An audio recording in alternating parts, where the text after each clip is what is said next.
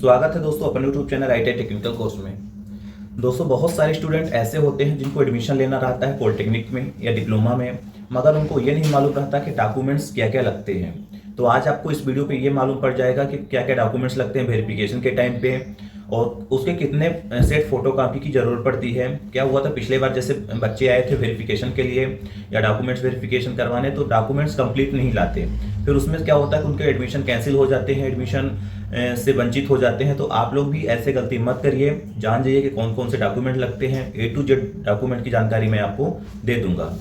सबसे पहले, यदि आप 10th पास हो या 12th पास हो, जिससे भी आप अप्लाई करना चाहते हो, उसकी ओरिजिनल मार्कशीट होनी चाहिए। जैसे 10th की आपके पास कम से कम ओरिजिनल मार्कशीट होनी चाहिए, पहला डॉक्यूमेंट्स लगता है। दूसरा डॉक्यूमेंट, यदि आपके पास 12th की मार्कशीट है वो भी आपके पास होनी चाहिए। यदि आप 12th कंप्लीट कर लिए हो फिर पॉलिटेक्निक करना चाहते हो तो उसकी भी मार्कशीट ओरिजिनल होनी चाहिए।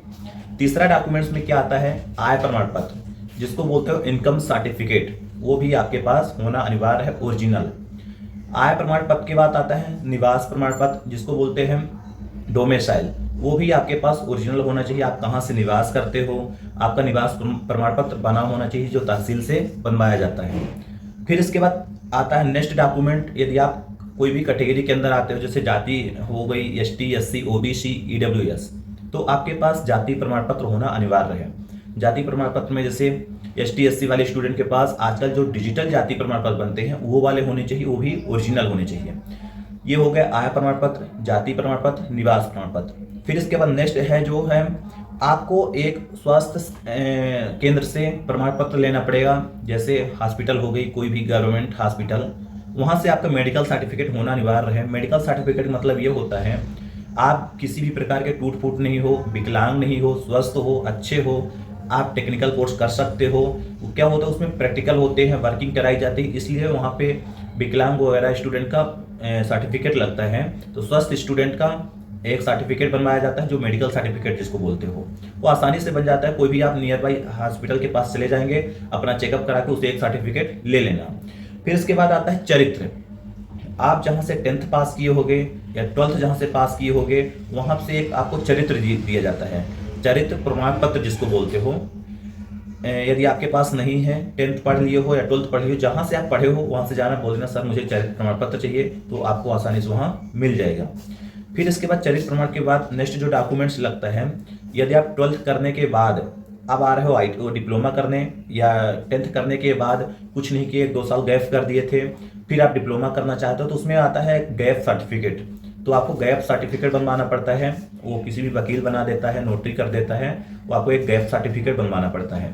यदि आप बीच में कोई भी क्लास छोड़े थे या बीच में ब्रेक कर दिए थे, आप पढ़ना चाहते हो, तो वहाँ पे गैप सर्टिफिकेट लगता है, तो आसानी से बन जाते हैं। कहाँ बनता है, वकीलों के पास बनता है, वो नोटराइज करके दे देता है। फिर इसके बाद जहाँ से आप लास्ट ईयर पढ़ाई किए थे, जैसे 10th जिस स्कूल से पढ़े थे या 11th या 12th या कॉलेज किए थे, तो उसकी TC लगेगी। यदि आप BA BSc BCom करने के बाद अब आ रहे हो टेक्निकल करने या पॉलिटेक्निक करने, उसकी TC लगेगी। या 12th करने के बाद, यानी लास्ट ईयर जहाँ से पढ़ाई किए हो उसकी एक TC लगेगी। TC सबको मालूम होती है, स्कूल से मिलती है। फिर TC के बाद आपके पास एक माइग्रेशन मिलेगा, 10th या 12th या कॉलेज के बाद मिलता है। आप 10th पास हो या 12th पास हो या कॉलेज किए हो, तो माइग्रेशन मिलता है, वो भी ओरिजिनल चाहिए। ये सारे डॉक्यूमेंट्स आपको ओरिजिनल ही लाने हैं, कान खोल कर सुन लीजिए। फिर इसके बाद आपके पास कम से कम 8 पासपोर्ट साइज फोटो होना अनिवार्य है। फोटो के बाद आपके पास जो आप पॉलिटेक्निक में टेस्ट दिए थे उसका एडमिट कार्ड निकला होगा, उसका एडमिट कार्ड होना चाहिए। जो आप रजिस्ट्रेशन किए थे, रजिस्ट्रेशन की कॉपी होनी चाहिए।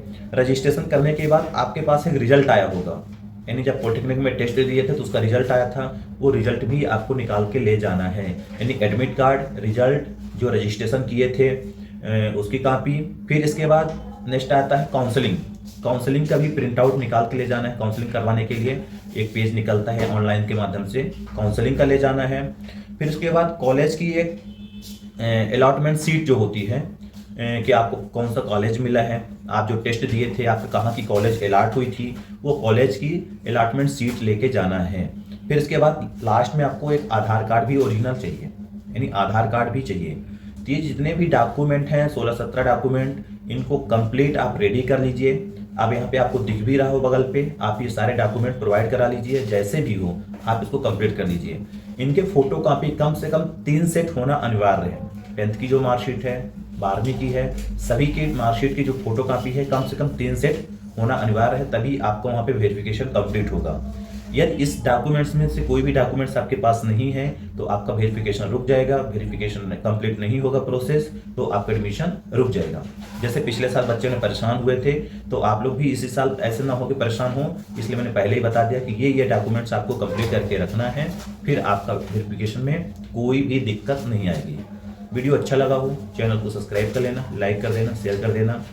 इसके अलावा भी कुछ डाउट है तो आप कमेंट बॉक्स में कमेंट कर सकते हैं। मिलते हैं नेक्स्ट वीडियो में। जय हिंद, जय भारत।